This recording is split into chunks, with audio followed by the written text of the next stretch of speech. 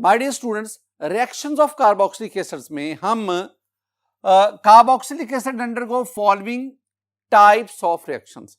हम carboxylic acid के ना थ्री टाइप्स ऑफ रिएक्शंस उनको हम स्टडी करेंगे। हम कार्बोक्सिलिक एसिड के कौन कौन से रिएक्शन पढ़ेंगे, जरा देखिए इसमें। द रिएक्शन पहले जो हम पढ़ेंगे, the reactions in which hydrogen atom of the carboxylic group is involved, यानी पहले हम ऐसे रिएक्शंस पढ़ेंगे जिसमें कार्बोक्सिल ग्रुप का जो हाइड्रोजन है वो इन्वॉल्व है। यानी ये आपके पास आ गया carboxyl group C double bond और O और H। तो पहले जो ये कार्बोक्सिल ग्रुप आ गया, पहले जो हम कैटेगरी पढ़ेंगे उसमें कार्बोक्सिल ग्रुप का ये हाइड्रोजन एटम इन्वॉल्व होगा। ये हाइड्रोजन एटम का लॉस करेगा, जब लॉस करेगा as a proton it will act as an acid. यानी ये जो पहली टाइप की हम रिएक्शन स्टडी करेंगे ना, इसमें carboxylic acid they will act as an acid. इसमें कार्बोक्सिलिक एसिड बतौर एसिड के काम करेंगे। और आप जानते हैं एसिड की कुछ प्रॉपर्टीज, एसिड की आप प्रॉपर्टीज ये भी पढ़ते हैं कि एसिड बेस से रिएक्शन करता है, साल्ट बनता है। एसिड कार्बोनेट बाइकार्बोनेट से रिएक्शन करते हैं, सॉल्ट बनता है। एसिड मेटल के साथ रिएक्शन करते हैं, सॉल्ट बनता है। यानी दूसरे अल्फाज में मैं कह सकता हूं कि इन रिएक्शन में most there is involvement of salt formation. तो पहले जो types reactions of carboxylic acid हम स्टडी करेंगे वो जिनमें हाइड्रोजन एटम इन्वॉल्व है, जिनमें कार्बोक्सिलिक एसिड बतौर एसिड काम करते हैं और जिनमें मुख्तलिफ रिएजेंट से रिएक्शन करके ये साल्ट फॉर्मेशन। दूसरी जो कैटेगरी हम कार्बोक्सिलिक एसिड की रिएक्शन स्टडी करेंगे वो है the reaction in which OH group is replaced by another group. जिनमें कार्बोक्सिलिक ग्रुप में जो OH ग्रुप है, हाइड्रोक्सिल ग्रुप है, उसको कोई और ग्रुप आके सब्स्टिट्यूट करेगा, रिप्लेस करेगा। यानी ये आपके पास स्टूडेंट, ये आपके पास है कार्बोक्सिल ग्रुप और ये O और H। अब हम क्या कहेंगे, हम कहेंगे जी ये जो कैटेगरी है रिएक्शंस की, इसमें ये OH ग्रुप जो है ना, ये यहां से जाएगा, इसकी जगह के और ग्रुप आएगा।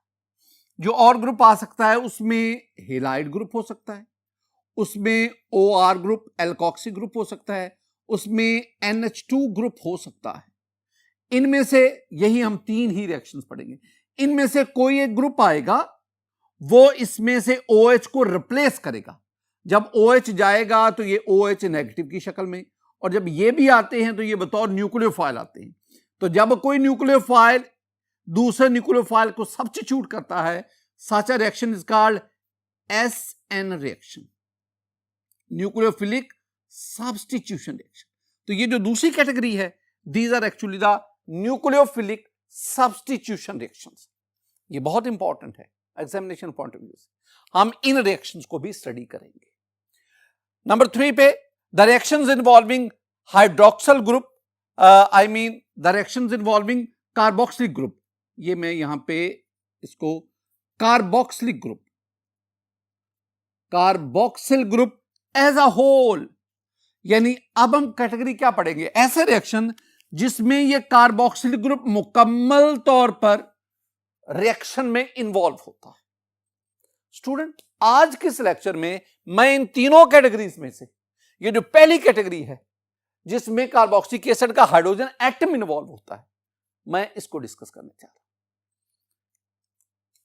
जी स्टूडेंट, हमारे पास पहली कैटेगरी क्या है, reactions involving hydrogen atom of carboxyl group. यानी ऐसे रिएक्शन जिसमें कार्बोक्सिल ग्रुप का हाइड्रोजन एटम इन्वॉल्व। पहले कुछ बातें, important points my dear student.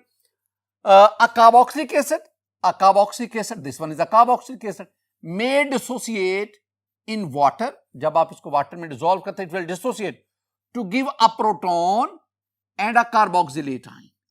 जब ये वाटर में डिसोसिएट होगा, ये दोनों इलेक्ट्रॉन जो हैं ये ऑक्सीजन के पास चले गए, हाइड्रोजन प्रोटॉन बनकर यहां से रिलीज हुआ, H पॉजिटिव ये बना, और ये इसके ऊपर ये नेगेटिव है, आपके पास R C double bond O negative. Student ये वाला जो है ना, this one is called carboxylate ion and this one is called hydrogen ion, या this one is called proton. हम इसे हाइड्रोजन आयन भी कहते हैं, हाइड्रोजन आयन। अब आप जानते हैं कि वो स्पीशी जो प्रोटॉन डोनर हो, जो प्रोटॉन दे, वो एसिड कहलाती है। तो इसका मतलब है कि this carboxylic acid act as an acid because it furnish proton when dissolve in water. जब आप इसको पानी में डालेंगे तो ये प्रोटॉन देता है। प्रोटॉन देने की वजह से this one is called an acid.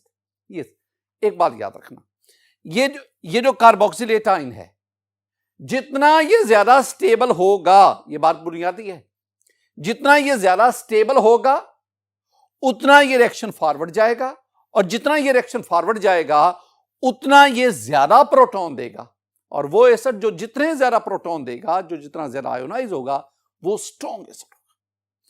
एक और बात स्टूडेंट, ये पॉइंट जरा पहले सुनिएगा, फिर मैं इसकी वजाहत करता हूं।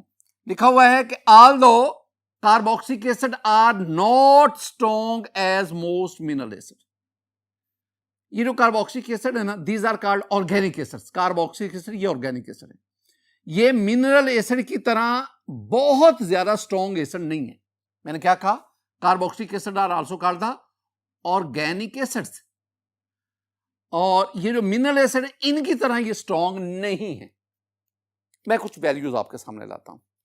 माय डियर स्टूडेंट, याद रखना कि आज मैं ना एसिडिक स्ट्रेंथ को pKa के लिहाज से डिफाइन करूंगा। तो आप जानते हैं कि स्ट्रेंथ ऑफ एन एसिड यानी acidic strength inversely proportional to pKa। जितनी pKa वैल्यू कम होगी उतनी एसिडिक स्ट्रेंथ ज्यादा होगी, उतनी एसिडिटी ज्यादा होगी। ये बात ज़हन में बिठानी। अब ना मेरे पास ये कुछ मिनरल एसिड हैं, ये HCl है, H2SO4 है, HI है, HBr है, HNO3 है। These are mineral acids. आप इन सब की pK वैल्यू देखें, इन सब की pK वैल्यू नेगेटिव में है, माइनस में है। इसका मतलब है इनकी pK वैल्यू बहुत ही कम है, और बहुत कम होने की वजह से these are very strong acids. इसके बरक्स अगर आप कार्बोक्सिलिक एसिड की बात करें स्टूडेंट, कार्बोक्सिलिक एसिड की जो pK वैल्यू है वो रफली 4 to 5 होती है। इसका मतलब है इन मिनरल एसिड की निस्बत जो कार्बोक्सिलिक एसिड है वो वीक एसिड है। अगर pK वैल्यू ज्यादा होगी तो एसिडिक स्ट्रेंथ कम होगी, एसिडिटी कम होगी। इसका मतलब है कि carboxylic acids are much much weaker acid than the mineral acid. Mineral acid strong हैं क्योंकि उनकी pK वैल्यू कम है, और कार्बोक्सिलिक एसिड वीक है उनकी निस्बत क्योंकि उनकी pK वैल्यू ज्यादा है। लेकिन याद रखना, yet they are more acidic. ये जो कार्बोक्सिलिक एसिड है, carboxylic acids are more acidic than water and alcohols. लेकिन वाटर और अल्कोहल की निस्बत, अब वाटर की pK आपको पता है कि वाटर की जो pK वैल्यू है वो 15.7 है। मैं एसिटिक एसिड की बात करता हूं ना, CH3COOH acetic acid. Acetic acid की जो pK वैल्यू स्टूडेंट है ना, pK वैल्यू वो आपके पास है 4.74। इसका मतलब है एसिटिक एसिड की pK वैल्यू 4.74 बहुत कम है। वाटर की pK वैल्यू, ये वाटर की मैं बता रहा हूं 15.7 है, ज्यादा है। जिसकी pK वैल्यू ज्यादा है वो वीक एसिड है, जिसकी pK वैल्यू कम है वो स्ट्रॉन्ग एसिड है। इस तरह आप अल्कोहल्स की बात कर लो, अल्कोहल्स की जो pK वैल्यू है ना अल्कोहल्स की वो 16 to 18 है, वाटर से भी कम है। जितनी की pK वैल्यू कम होगी उतनी उसकी जितनी pK वैल्यू कम होगी उतनी एसिडिटी ज्यादा होगी, और जितनी pK वैल्यू ज्यादा होगी उतनी एसिडिटी कम होगी। मैं एक बात आपको बताता चलो स्टूडेंट, ये जो मैंने आपके साथ ये जो डाटा शेयर किया ना, एसिटिक एसिड की pK वैल्यू, अल्कोहल्स की pK वैल्यू, ये हमें क्या बताती है? ये हमें बताती है कि acetic acid is 10⁻11 times as strong acid as most of the acidic alcohol. ज्यादातर एसिडिक अल्कोहल से एसिटिक एसिड की जो एसिडिक स्ट्रेंथ है, जो एसिडिटी है, वो 10⁻11 टाइम्स ज्यादा है। लेकिन ये जो एसिटिक एसिड हैं, ये जो कार्बोक्सिलिक एसिड्स हैं, ये मिनरल एसिड से वीक एसिड्स होते हैं। माय डियर स्टूडेंट, मैं ना आगे मजीद पढ़ाने से पहले ना कोई 4-5 बहुत इंपॉर्टेंट पॉइंट्स आपके साथ शेयर करना चाहता हूं। ये जो मेरी बातें जो मैं आपके साथ शेयर करने जा रहा हूं ना, ये एंट्रेंस टेस्ट के लिहाज से बहुत इंपॉर्टेंट है। ये आपके एफएससी के जो एमसीक्यूज है या जो कॉन्सेप्चुअल क्वेश्चंस आएंगे, उनके लिहाज से ये मेरी बातें बहुत बहुत इंपॉर्टेंट है। पहली बात, माय डियर स्टूडेंट, आप ना ये एलिफैटिक मोनोकार्बोक्सिलिक एसिड लेना, ये सिंपल जो कार्बोक्सिलिक एसिड है, ये आपके पास फॉर्मिक एसिड है, एस्टिक एसिड है, प्रोपाइनिक एसिड है, butyric, valeric, caproic and so on. अब एक बात को नोट करें, आप ना इनमें जब आप फॉर्मिक से डेकेनोइक एसिड की तरफ जाते हैं, यानी कार्बोक्सिलिक एसिड कार्बन नंबर 1 से कार्बन नंबर 10 वाले की तरफ जाते हैं, तो इनमें हाइड्रोकार्बन यानी कार्बन चेन की लेंथ वो बढ़ती जा रही है। अब आप इनकी पी के वैल्यू देखें। फॉर्मिक एसिड की पी के वैल्यू 3.75, एस्टिक एसिड की पी के वैल्यू 4.75, यानी फॉर्मिक से जब आप एस्टिक एसिड की तरफ आते हैं तो पी के वैल्यू बढ़ रही है। पी के वैल्यू बढ़ने का मतलब है एसिडिटी कम हो रही है। आप प्रोपाइनिक एसिड की तरफ आए, पी के वैल्यू और बढ़ गई 4.87। इसका मतलब क्या हुआ कि जैसे जैसे इन कार्बोक्सिलिक एसिड में आप ऊपर से नीचे आते हैं, कार्बन चेन की लेंथ बढ़ती है, पीके वैल्यू बढ़ती है, लेकिन एसिडिटी कम होती है। ये सेंटेंस आपने ज़हन में क्या रखना है? पहली बात जो आपने ज़हन में बिठानी वो ये है कि आप सेंटेंस ज़हन रखेंगे, as the hydrocarbon as the carbon chain length increases in carboxylic acid, the acidity decreases, तो एसिडिटी कम होती है। दूसरी बात जो आज की मैंने आपको बतानी, very important, my dear student, जरा गौर से देखें। मेरे पास ना ये कार्बोक्सिलिक ग्रुप है, इसके साथ ये carbon, this one is called alpha carbon. अब मैं ना एसिटिक एसिड की बात करता हूं। एसिटिक एसिड में इस अल्फा कार्बन पर 3 हाइड्रोजन है, 3 हाइड्रोजन। ये अल्फा कार्बन इंपॉर्टेंट है, और अल्फा कार्बन पर जो सब्स्टिट्यूएंट आएगा उस सब्स्टिट्यूएंट की नेचर इंपॉर्टेंट है। अब जरा गौर से देखो, ये मेरे पास एसिटिक एसिड है, इसकी पी के वैल्यू देख लो 4.75। अब मैं काम क्या करता हूं, मैं ना एसिटिक एसिड में ये जो अल्फा कार्बन जिस पर 3 हाइड्रोजन थे, मैं एक हाइड्रोजन की जगह पे क्लोरीन ले आता हूं। You know, chlorine is electron withdrawing group. Chlorine एक हेलो ग्रुप है, ये हाईली इलेक्ट्रोनेगेटिव एटम है, और हाईली इलेक्ट्रोनेगेटिव एटम होने की वजह से ये इलेक्ट्रॉन अपनी तरफ अट्रैक्ट करता है। अब जब ये आपके पास बना क्लोरो एसिटिक एसिड, ये आपके पास बना। माय डियर स्टूडेंट, आप इसकी पी के वैल्यू देखें, इसकी पी के वैल्यू एसिटिक एसिड से कम होगी, बहुत कम होगी। अब अगला काम करें, आप ना अल्फा कार्बन पर 2 क्लोरीन ले आए, डाइक्लोरो एसिटिक एसिड बन गया। माय डियर स्टूडेंट, पी के वैल्यू और कम हो गई। आप एक और क्लोरीन ले आए, ट्राइक्लोरो एसिटिक एसिड आए, इसका मतलब क्या, और पी के वैल्यू और कम हो गई। ये हमें क्या बता रहा है? ये हमें बता रहा है कि अगर आप अल्फा कार्बन पर इलेक्ट्रॉन विथड्रॉइंग ग्रुप यानी हेलो ग्रुप, ये this one is electron withdrawing group, अगर आप हेलो ग्रुप लाते जाएंगे तो पीके कम होने का मतलब है acidity of this carboxylic acid, substituted carboxylic acid increases. एक तो ये बात, एक और भी बात है माय डियर स्टूडेंट, ये जो आप हेलो लाए ना, हेलो यानी क्लोरीन जो आप लाए, जितना इस हेलोजन एटम की इलेक्ट्रोनेगेटिविटी ज्यादा होगी उतनी एसिडिटी भी ज्यादा होगी। आप ना आप 4 यहां पे हेलो सब्स्टिट्यूटेड कार्बोक्सिलिक एसिड ले लें।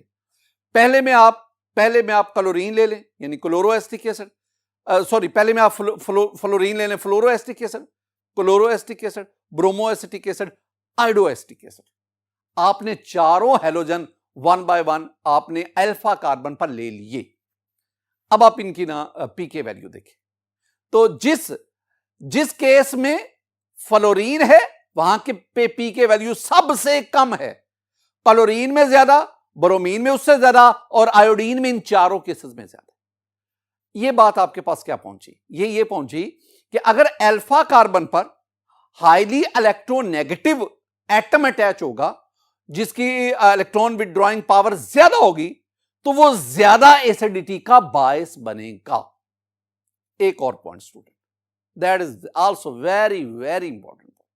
और वो क्या है, पहले एक बात को सुने, जितना आप हेलो ग्रुप से, जितना आप कार्बोक्सिल ग्रुप से दूर जाते जाएंगे, यानी अगर आप electron withdrawing group carboxyl group से जितना दूर लगाएंगे, उतनी एसिडिटी कम होगी, और इलेक्ट्रॉन विथड्रॉइंग ग्रुप जितना कार्बोक्सिल ग्रुप के करीब आता जाएगा, उतनी एसिडिटी बढ़ती जाएगी।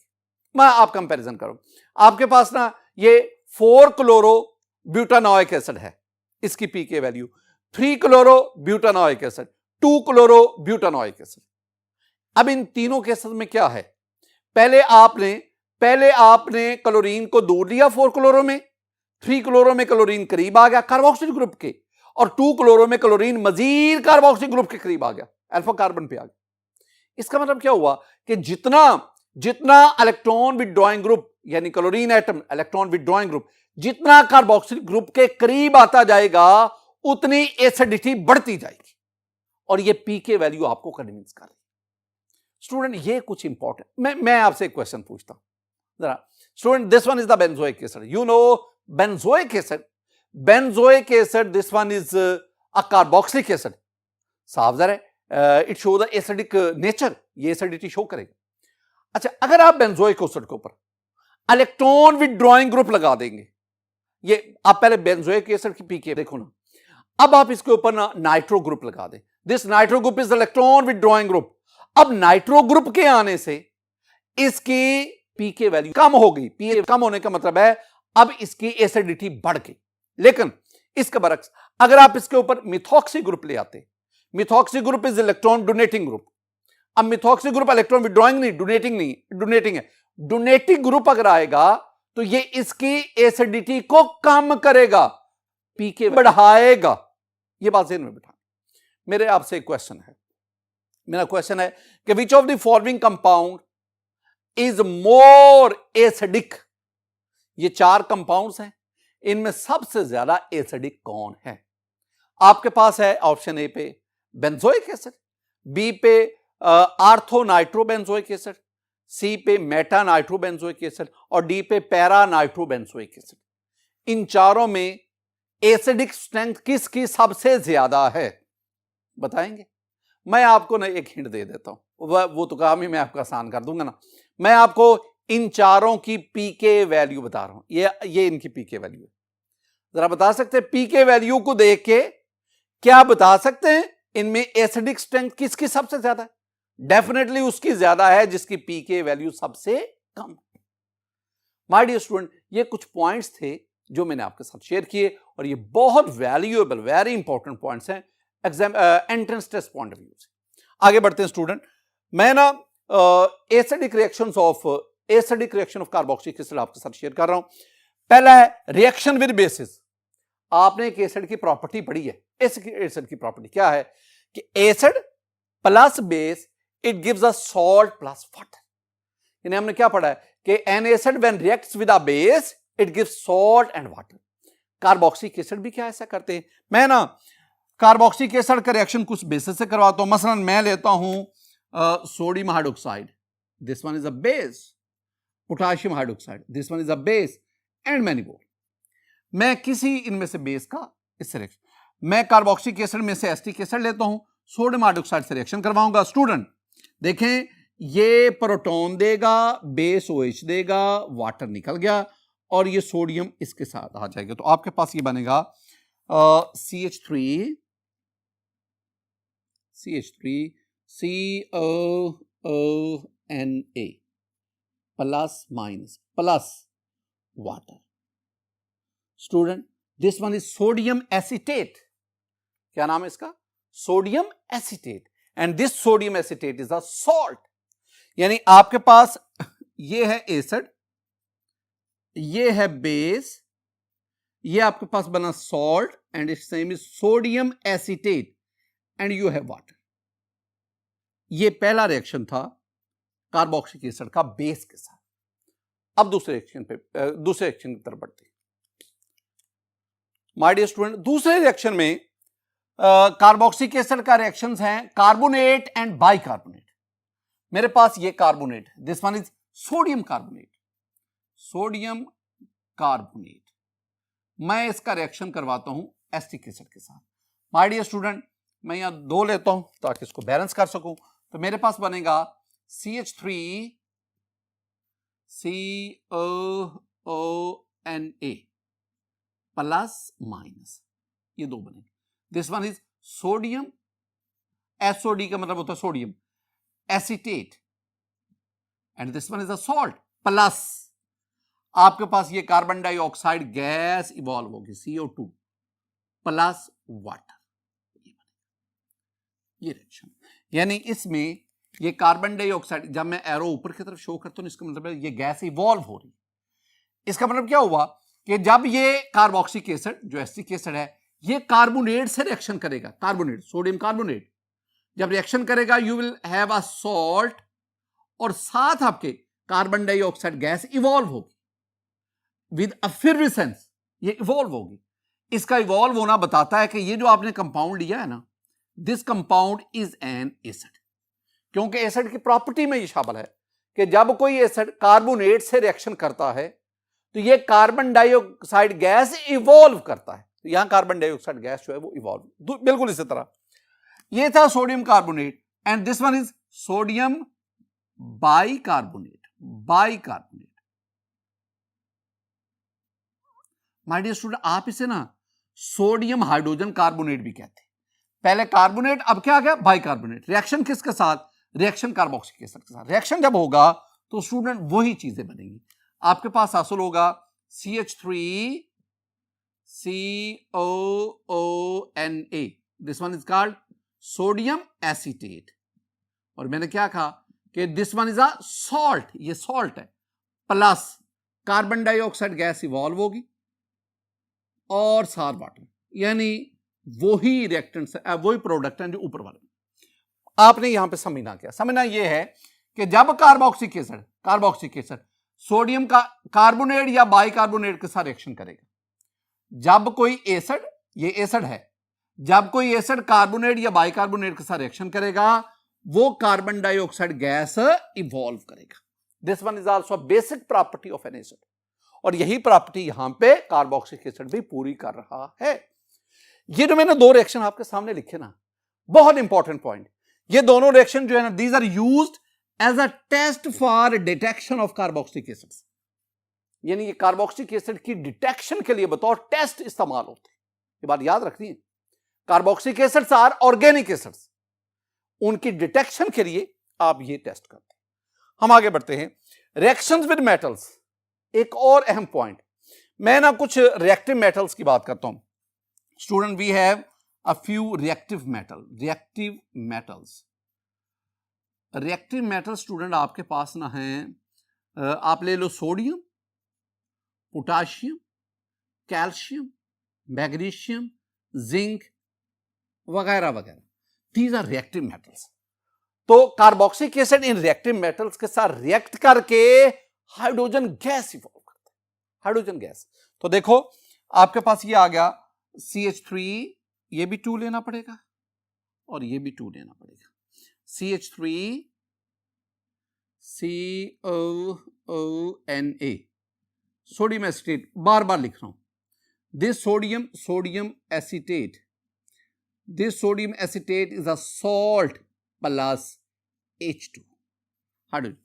ये जब आप 2 लेते हैं ना, 2, इस 2 में ये साफ ज़ाहिर है कि हाइड्रोजन भी 2 होंगे, वो दोनों हाइड्रोजन आपस में मिलकर H2 बना देंगे। ये यहां से निकल जाएगा, इसकी जगह पे ये सोडियम आ जाएगा, ये इस तरह, ये इतना हिस्सा मिलकर क्या बना देगा सोडियम। और ये जो H2 है इसका साथ ये मैं एरो शो कर रहा हूं। आप स्टूडेंट बताएंगे ये एरो बताता है कि ये हाइड्रोजन गैस और ये यहां से इवॉल्व।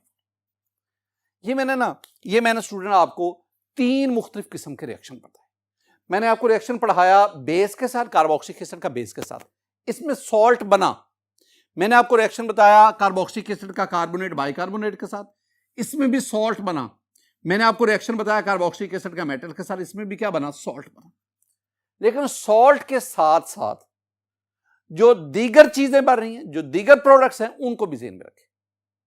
और वो इंपॉर्टेंट क्या है, कार्बोनेट और बाइकार्बोनेट के साथ जब रिएक्शन होगा तो कार्बन डाइऑक्साइड गैस बनेगी, और जब मेटल के साथ कोई ऐसा रिएक्शन करता है तो हाइड्रोजन गैस इवॉल्व।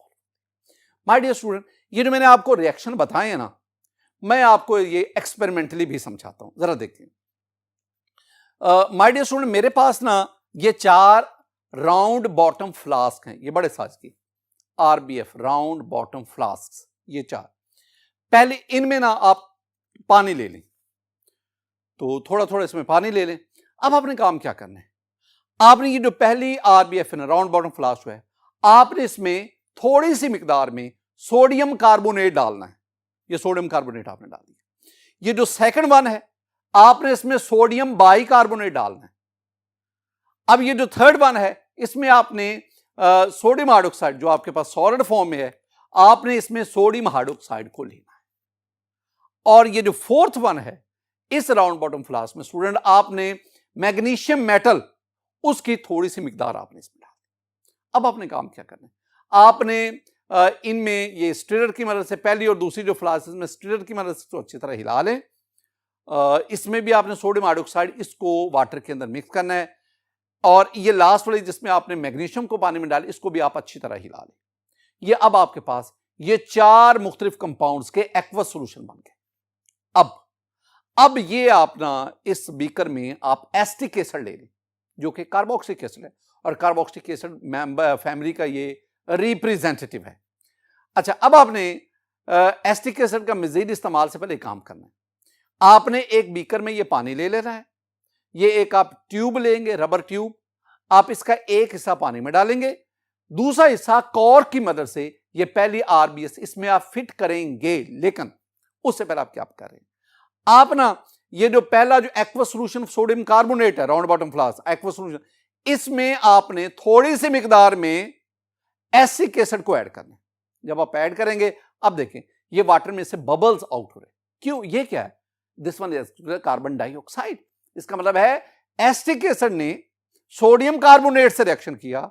मैं ये इक्वेशन लिख रहा हूं, एसिटिक एसिड, इसने सोडियम कार्बोनेट से रिएक्शन किया, आपके पास ये सोडियम एसीटेट के साथ कार्बन डाइऑक्साइड बनी और वाटर बना, कार्बन डाइऑक्साइड गैस ये इवॉल्व। यही काम आप एसिटिक एसिड की थोड़ी सी मिकदार ये सेकंड राउंड बॉटम फ्लास्क जिसमें एक्वस सॉल्यूशन सोडियम बाइकार्बोनेट है, इसमें आप ऐड करें। Student, again you will observe CO2 bubble out from the water. ये क्या बता रहा है? ये इस रिएक्शन को बता रहा है। इस रिएक्शन में भी आपने क्या किया है, आपने एसिटिक एसिड सोडियम बाइकार्बोनेट के साथ सॉल्ट बना और कार्बन डाइऑक्साइड गैस इवॉल्व हुई यहां से। अब ये जो तीसरी राउंड बॉटम फ्लास्क जिसमें आपने एक्वस सॉल्यूशन सोडियम हाइड्रोक्साइड लिया हुआ है, आप इसमें एसिटिक एसिड डालें। जब आप डालेंगे, किसी किस्म की कोई कार्बन डाइऑक्साइड गैस इवॉल्व नहीं हुई। क्योंकि रिएक्शन क्या है, acetic acid plus NaOH after reaction salt plus water, यहां तो कोई गैस इवॉल्व हो ही नहीं रही। ये लास्ट वन जिसमें आपने मैग्नीशियम को वाटर में डिसॉल्व किया हुआ। अब आपने काम क्या करना है, आप इसमें एसिटिक एसिड की थोड़ी सी मिकदार डालें। स्टूडेंट देखें, का ये वाटर में से ये बबल्स मार रहे हैं, क्या ये कार्बन डाइऑक्साइड है? आंसर है नो, ये कार्बन डाइऑक्साइड नहीं है। ये क्या है? ये हाइड्रोजन गैस है। लुक एट दिस इक्वेशन, आपने एसिटिक एसिड प्लस मैग्नीशियम, आपके पास ये सॉल्ट बना और साथ ही साथ H2 गैस इवॉल्व। ये मैंने आपको वेरियस रिएक्शंस जो बताए हैं, my dear student, these reaction confirms that carboxylic acid behaves as an acid, और इन तमाम रिएक्शंस में कार्बोक्सिलिक एसिड का H इन्वॉल्व होता है। माय डियर स्टूडेंट, आज के इस लेक्चर में हमने कार्बोक्सिलिक एसिड के रिएक्शंस का आगाज किया। हम कार्बोक्सिलिक एसिड के 3 तरह के रिएक्शन स्टडी करेंगे। उसमें जो पहली टाइप्स है, आज हम उसको डिटेल से डिस्कस करेंगे। मेरी दुआ है कि अल्लाह ताला आप पर अपना फजल फरमाए, अल्लाह ताला आप पर अपना करम फरमाए। अस्सलामु अलैकुम व रहमतुल्लाह।